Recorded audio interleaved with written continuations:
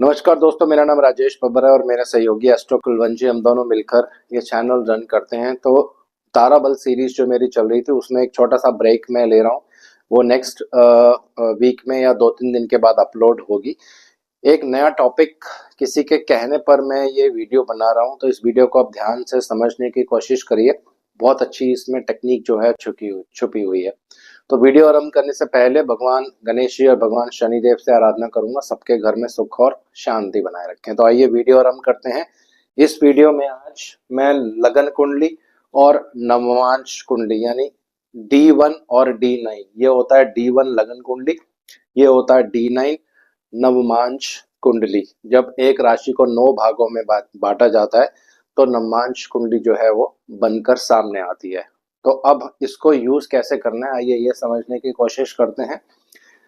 उदाहरण के लिए यहाँ पे मैंने 10 नंबर लिया है। किसी का अगर 10 नंबर लगन है तो लगन के लिए जो चौथा भाव होता है ये वाला भाव हो गया, 1 2 3 4। लगन के लिए चौथा भाव उनके सुख का भाव होता है।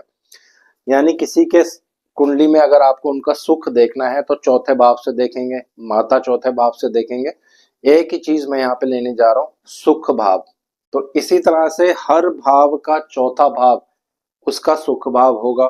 उदाहरण के लिए आपको अपना पैसा देखना है, पैसे का सुख है कि नहीं है, ये यहाँ से चौथा भाव बताएगा। अगर ये पैसे का भाव है तो ये इसके सुख का भाव हो गया। पत्नी से सुख कितना मिलेगा, उसमें कोई प्रॉब्लम तो नहीं आएगी, दिक्कत तो नहीं आएगी, ये हम कैसे देखेंगे।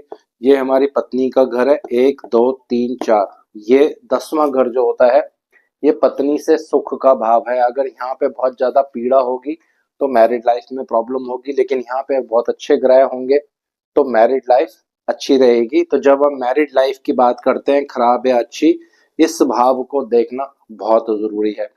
इसी तरह से ये पिता का भाव हो गया, ये बड़े भाई का भाव हो गया, ये विदेश का भाव हो गया, ये आपके संतान का भाव हो गया, ये शत्रु का भाव हो गया, ये माता का भाव हो गया। माता से आपको कितना सुख मिलेगा ये आप यहाँ पे देख सकते हैं, या माता को लाइफ में कितना सुख मिलेगा ये आप इस भाव से देख सकते हैं। ये आपके छोटे भाई बहन हो गए, 1 2 3 4। तो छठा घर आपके हॉरोस्कोप का छोटे भाई बहनों के सुख भाव हो गया। अब इसको नवमांश में कैसे यूज करेंगे ये समझ लेते हैं। सिंपल, अभी यहां से हमने देख लिया हर भाव से चौथा भाव उसका सुख भाव होता है। तो अब इस टेक्निक को नवमांश में कैसे यूज करना है ये समझ लेते हैं। उदाहरण के लिए किसी को ये जानना है कि मुझे प्रॉपर्टी का सुख मिलेगा, प्रॉपर्टी बन जाएगी तो उसका सुख मैं भोग सकता हूँ नहीं भोग सकता, तो हम क्या करेंगे, यहाँ पे उंगली रखेंगे।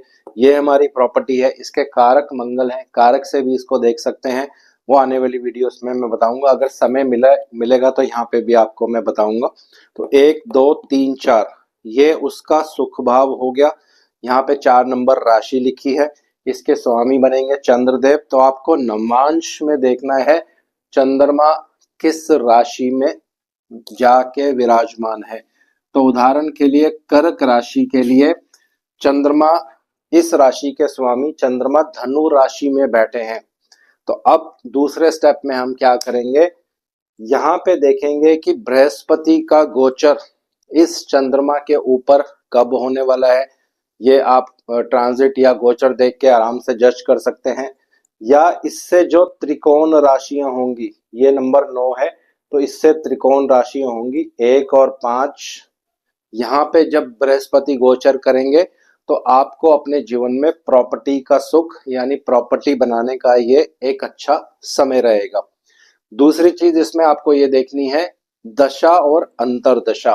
दशा अंतरदशा भी मैच करनी चाहिए, 4th हाउस से रिलेटेड होनी चाहिए या 4th लॉर्ड से रिलेटेड होनी चाहिए, या कोई ऐसा ग्रह जो 4th हाउस पर दृष्टि डाल रहा हो या 4th लॉर्ड पर दृष्टि डाल रहा हो, चौथे घर में ही बैठे हो, उनकी महादशा चल रही हो।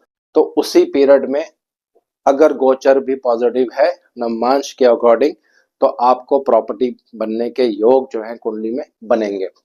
दूसरा, अगर बृहस्पति बिल्कुल चंद्रमा के सामने भी आ जाए नवमांश कुंडली में और चंद्रदेव को देखें, तो भी आप कह सकते हो कि प्रॉपर्टी बनने के योग इस समय में बिल्कुल एक्टिव होंगे।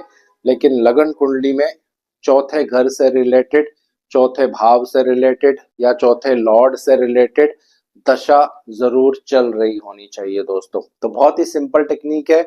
इसी तरह से आप हर भाव के बारे में जानकारी प्राप्त कर सकते हैं। उदाहरण के लिए एक और एग्जांपल लेते हैं। ये आपकी पत्नी का भाव है, तो ये इससे चौथा भाव ये वाला भाव हो गया। तो तुला राशि जो हो गई, इसके स्वामी शुक्र देव हो गए। तो आपको वैवाहिक जीवन का सुख कितना मिलने वाला है, क्या इसमें कोई बाधा तो नहीं आएगी, कोई प्रॉब्लम तो नहीं आएगी? तो ये हम कैसे देखेंगे? इसके स्वामी बनेंगे शुक्र देव और इसको देखेंगे हम नवमांश में। अगर शुक्र देव उदाहरण के लिए नवमांश में यहाँ चले जाते हैं और इन पर बहुत ज्यादा पाप प्रभाव पड़ जाता है नवमांश कुंडली में ही, तो फिर आप यहाँ पे कह सकते हैं कि वैवाहिक सुख में कमी आएगी। या दूसरे तरीके से इसको आप देख सकते हैं कि विवाह का सुख आपको कब मिलेगा। ये टेक्निक आप यहाँ पे यूज कर सकते हैं जब इस शुक्र देव के ऊपर शनि और गुरु दोनों का ट्रांजिट होगा, प्लस आपकी जो दशा होगी वो सप्तम भाव से रिलेटेड होनी चाहिए। सप्तम भाव में कोई ग्रह हो, सप्तमेश को देख रहे हो या सप्तम भाव में ही बैठे हो, किसी भी तरह से आप इसको लगा के देखेंगे, दोनों तीनों तरफ से ये बिल्कुल ठीक बैठता है। दोबारा से जल्दी से रिपीट कर रहा हूँ। हर लगन से चौथा भाव उसका सुख भाव होता है, हर भाव से उसका सुख भाव उससे चौथा होता है। उदाहरण के लिए जैसे मैंने लिया था, अगर आपको प्रॉपर्टी का सुख देखना है तो 1 2 3 4, इससे फोर्थ हाउस हम देखेंगे। यहाँ पे जो राशि होंगी उसका लॉर्ड लेंगे। यहाँ पे चंद्रमा मैंने लिया था, चंद्रमा इसके लॉर्ड बनेंगे। चंद्रमा आपको नवमांश में देखना है वो किस राशि में बैठे हैं। जब इसके ऊपर या इसके त्रिकोण भावों में बृहस्पति गोचर करेंगे तो ये समय बिल्कुल उचित होता है, प्रॉपर्टी का सुख मिलने का समय होता है। और आपकी दशा फोर्थ हाउस से रिलेटेड होनी चाहिए, या मंगल देव की महादशा भी चल रही हो तो भी इसमें रिजल्ट मिलता है। प्लस अगर गोचर के बृहस्पति बिल्कुल चंद्रमा के सामने भी हो और दशा जैसे मैंने आपको बता दिया, तो ये एक विधि होती है चीजों को एनालाइज करने की। टाइमिंग ऑफ इवेंट यहाँ से आप निकाल सकते हैं। दूसरा एक और इसमें तरीका होता है, हर भाव के कारक होते हैं, हर भाव के रिलेटिव होते हैं, रिश्तेदार होते हैं, उनके भी कारक होते हैं। जैसे सूर्य पिता के कारक हैं, चंद्रमा माता के कारक हैं, मंगल देव छोटे भाई बहनों के कारक हैं, बुध देव आपके अंकल जो मम्मी के साइड के रिलेटिव्स होते हैं, मामा वगैरह, उनके कारक हैं, एजुकेशन के कारक हैं। तो इनको भी आप यूज कर सकते हैं इस सिंपल सी टेक्निक में। कैसे? उदाहरण के लिए आपको अपनी एजुकेशन का सुख देखना है तो आपको क्या करना है, कारक मरकरी, क्योंकि मरकरी एजुकेशन के कारक होते हैं, तो मरकरी से चौथा भाव, तो मरकरी कुंडली में यानी बुध देव कुंडली में कहीं भी होंगे, वहां से चौथा भाव आपको लेना है। तो एक उदाहरण लेते हैं सिंपल। मान लीजिए मरकरी जो बुध देव हैं ये 9 नंबर में है कुंडली में। अगर बुध देव कुंडली में यहाँ पे है तो आपको अपनी एजुकेशन देखनी है, एजुकेशन का सुख 1 2 3 4, तो यहाँ पे आएगा 12 नंबर। इसके स्वामी बनेंगे बृहस्पति, तो आपको बृहस्पति देखने हैं नवमांश कुंडली में कहाँ पे है। तो उदाहरण के लिए मैंने लिया कि बृहस्पति नवमांश कुंडली में 3 नंबर में है, तो इसका मतलब बहुत ज्यादा एक पॉजिटिव जगह पे बैठे हैं, क्योंकि नवमांश कुंडली में ये केंद्र भाव में बैठे हैं और बुध की ही राशि में बैठे हैं। तो आप ये कह सकते हैं कि इस पर्सन की जो एजुकेशन होगी वो अच्छी होगी, ये बहुत इंटेलिजेंट पर्सन होगा, इसको विद्या और ज्ञान का सुख मिलने वाला है। अगर इसी बृहस्पति पर बहुत ज्यादा पाप प्रभाव होगा मेलेफिक ग्रहों का नवमांश में, तो फिर आप एक नेगेटिव प्रेडिक्शन कर सकते हैं कि बाधा आएगी, एजुकेशन में प्रॉब्लम्स आएंगी, पूरा एजुकेशन का सुख आपको जीवन में नहीं मिल पाएगा। लेकिन उसके लिए आपको महादशा और अंतरदशा को साथ में जरूर जोड़ लेना है दोस्तों। तो इसके ऊपर और आने वाले टाइम में और डिटेल्स में वीडियोस भी बनाऊंगा, इसमें और बहुत सी टेक्निक्स होती हैं वो भी हम यूज कर सकते हैं। और नेक्स्ट जो वीडियो आएगी वो सेम जैसे मैंने आपको पहले बताया, ताराबल सीरीज जो मेरी चल रही है, ये आज किसी के कहने पर मैंने वीडियो बनाई थी।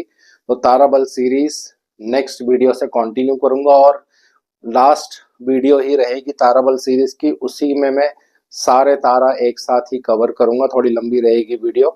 तो आज इस वीडियो को यहीं विराम देना, आशा करता हूँ सब कुशल मंगल होंगे। भगवान शनिदेव से आराधना करूंगा सबके घर में सुख और शांति बनाए रखें। हमारे चैनल को सब्सक्राइब जरूर करें। जय शनिदेव।